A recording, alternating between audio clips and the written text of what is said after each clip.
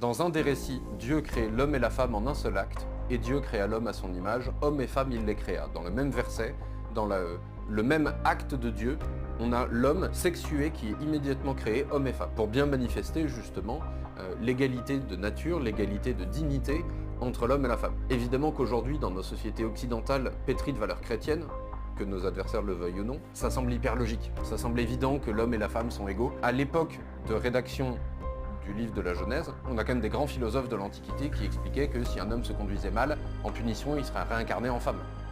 On a quand même Aristote, ça c'est Platon, puis on a Aristote qui nous explique que on ne peut pas avoir de vraie amitié ou de vraie discussion philosophique avec une femme en raison de la faiblesse de son intelligence. Donc en fait des trucs qui aujourd'hui nous semblent logiques encore une fois parce qu'on a été bercé de christianisme, n'étaient pas aussi évidents à cette époque. Et donc la Genèse place un premier point très important, Dieu créa l'homme à son image, homme et femme il les créa. Immédiatement on a cette égalité.